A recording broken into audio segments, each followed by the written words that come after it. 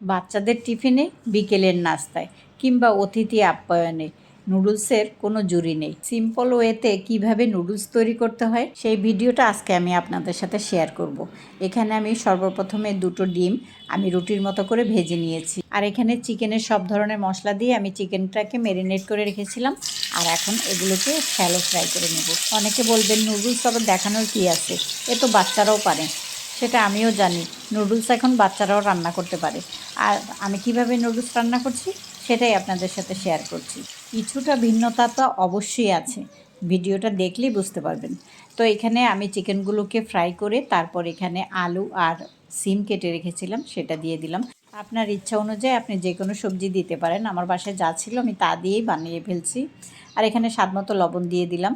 এখন এগুলোকে ভালোভাবে একটু ভেজে নিয়েছি। আর চিকেনে যে মশলা দিয়েছি ওই মশলাটা দিয়ে আমি সিম আলু এগুলোকে ফ্রাই করে নিয়েছি। আর এখন দিয়ে দিচ্ছি পেঁয়াজ কুচি। পেঁয়াজ কুচিটা আমি একটু পরে দিয়েছি, কারণ পেঁয়াজটা একটু কাঁচা কাঁচা ভাব থাকবে, আবার ভাজা ভাজা হবে। আর এইভাবে নুডলস রান্না করলে আমার মেয়েরা অনেক পছন্দ করে। আর এই যে কোকোলা স্টিক নুডলসগুলো নিয়েছি, এটাকে এখন ভেঙে উপর দিয়ে দিয়ে দিচ্ছি। নুডলস সিদ্ধ করার কোনো ঝামেলা নেই। আর এই নুডলস সিদ্ধ করার ঝামেলাটা আমার কাছে অনেক বিরক্ত লাগে।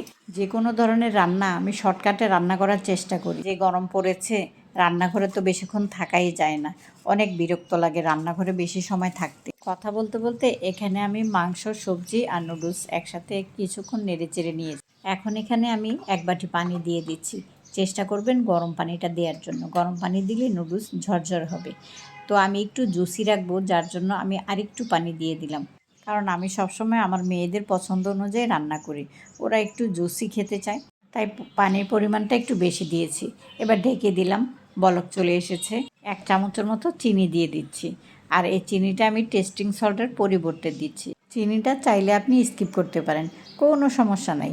আর এখানে আমি নুডলসের প্যাকেটে থাকা মশলাগুলো দিয়ে এখন ভালোভাবে নুডলসগুলোকে নেড়ে দিচ্ছি। এভাবে নুডলস রান্না করতে বেশি সময় লাগে না, একবার ট্রাই করে দেখতে পারেন। এই নুডলসটা কিন্তু খেতে অনেক টেস্টি হয়। নেড়ে চেড়ে মশলাটা মিশিয়ে দিয়ে আমি আবার ঢেকে রেখেছিলাম। এই তো আমার নুডলস রান্না কমপ্লিট। যারা প্রতিনিয়ত আমার ভিডিওর সাথে আছেন, লাইক কমেন্ট শেয়ার করছেন, সেই সব ভাই বোনদের কাছে আমি কৃতজ্ঞতা প্রকাশ করছি। তোমাদের পছন্দের নুডলস কেমন হয়েছে? একটু ঝাল বেশি হওয়া দারুণ টেস্টি লাগতেছে। তাই? আচ্ছা, দেখি এবার তোমার আব্বুকে নিয়ে দিয়ে আসি। নতুন যেসব ভাই বোনেরা আমার পেজে যুক্ত হচ্ছেন, সবাইকে আমার পেজে স্বাগতম। আশা করি আমার পাশে সবসময় আপনারা থাকবেন, আপনাদের পাশেও আমি সবসময় আছি। ফেসবুক প্ল্যাটফর্মে কেউ একা এগিয়ে যেতে পারবে না, সবাই সবার পাশে থেকে সবাই একসাথে এগিয়ে যাব ইনশাআল্লাহ। আজকের মতো ভিডিওটা শেষ করছি, সবাই ভালো থাকবেন, আল্লাহ।